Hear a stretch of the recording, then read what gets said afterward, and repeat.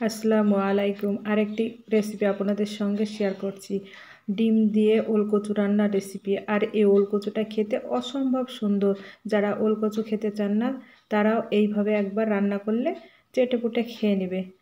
আর এই ওলকচুটা গরম গরম ভাতের সঙ্গে অসাধারণ লাগবে বন্ধুরা। আসুন তাহলে আমি কিভাবে এই রান্নাটি করে নিয়ে একবার দেখে নিন। আমি একটি ওলকচু নিয়েছি আর ওলটাকে আমি এইভাবে খোসা ছাড়িয়ে ছোট টুকরো করে কেটে ধুয়ে পরিষ্কার করে নিয়েছি। আর আমি এখানটায় দুটো ডিম নিয়েছি। আপনারা চাইলে দুটো তিনটে যেমন ইচ্ছা তেমন নিতে পারেন।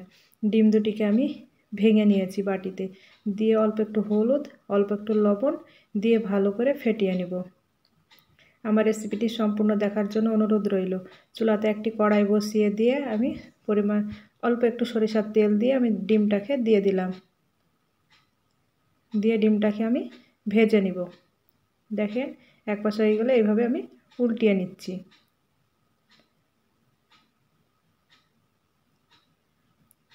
আমার এই রেসিপিটি যদি আপনাদের ভালো লাগে একটি লাইক, কমেন্ট আর শেয়ার করবেন এবং আমার চ্যানেলের নতুন বন্ধু হয়ে থাকলে চ্যানেলটিকে অবশ্যই সাবস্ক্রাইব করবেন এবং পাশে থাকা বেল আইকনটা অন করে রাখবেন। যখনই নতুন ভিডিও দেব সবার আগে আপনাদের কাছে নোটিফিকেশন পৌঁছে যাবে। দেখেন বন্ধুরা, আমার ডিমটাকে এইভাবে টুকরো করে কেটে নিলাম, দিয়ে আমি এইভাবে উল্টিয়ে পাল্টিয়ে একটু ভেজে নিলাম, দিয়ে আমি তুলে নিচ্ছি। আপনারাও এইভাবে করবেন, দেখবেন ওলকচুটা খেতে অসম্ভব সুন্দর হবে। ওই কড়াইয়ে আবার আমি সরিষার তেল দিয়ে দিলাম, দিয়ে আমি দুটি এলাচ, এক টুকরো দারুচিনি, হাফ টিস্পুন পাঁচফোড়ন দিয়ে দিলাম, আর একটি মিডিয়াম সাইজের পেঁয়াজ কুচি করে দিয়ে দিলাম, আর 4টে চেরা কাঁচা লঙ্কা দিয়ে আমি একটু হালকা করে ভেজে নিলাম। ভেজে নেওয়ার পরে আমি টমেটো কুচি দিয়ে দিলাম।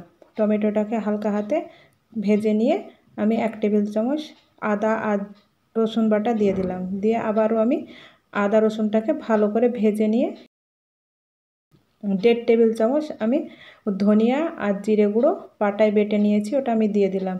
দিয়ে লবণ, হলুদ আর কাশ্মীরি লঙ্কা দিয়ে অল্প একটু পানি দিয়ে ভালো করে মশলাটাকে আমি কষিয়ে নিচ্ছি। আপনারাও এইভাবে কষিয়ে নেবেন। মশলাটাকে কষানো হয়ে গেলে আমি ওলকচুটা দিয়ে দিলাম, দিয়ে মশলার সঙ্গে ভালো করে এইভাবে কষিয়ে নিব।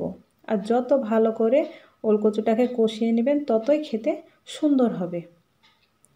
আর এই রেসিপিটা আপনারা একবার হলো বাড়িতে রান্না করে খেয়ে কমেন্ট করবেন কেমন হয়েছে। আর এটা খেতে কিন্তু অসম্ভব সুন্দর। গরম গরম ভাতের সঙ্গে পরিবেশন করবেন, দেখবেন ছোটরাও পছন্দ করবে এই ওলকচুটা।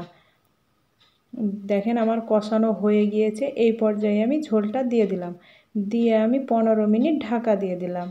15 মিনিট পর ঢাকাটা সরিয়ে আর একবার আমি নেড়ে দিচ্ছি। দেখেন আমার হাফ সিদ্ধ হয়ে গিয়েছে। এই পর্যায়ে আমি ভেজে রাখা ডিমটাকে দিয়ে দিচ্ছি, দিয়ে হালকা হাতে আমি দেখেন ডিমটাকে নেড়ে দিচ্ছি। আশা করছি আমার এই রেসিপিটি আপনাদের ভালো লাগবে। আর ভালো লাগলে অবশ্যই একটি লাইক করে দেবেন।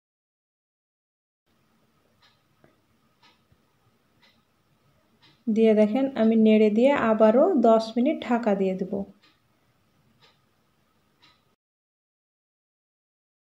10 মিনিট পর ঢাকাটা সরিয়ে আবারও নেড়ে নিয়ে আমি হাফ টিস্পুন গরম মশলা দিয়ে দেব, দিয়ে আবারও হালকা হাতে আমি নেড়ে দিচ্ছি।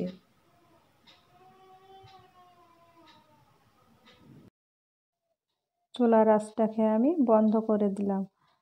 মাশাআল্লাহ, দেখেন কতটা সুন্দর হয়েছে আর কতটা লোভনীয় হয়েছে। আপনারা একবার হলো এইভাবে বাড়িতে বানিয়ে খেয়ে দেখবেন, দারুণ লাগবে। আমার এই রেসিপিটি সম্পূর্ণ দেখার জন্য আপনাকে ধন্যবাদ।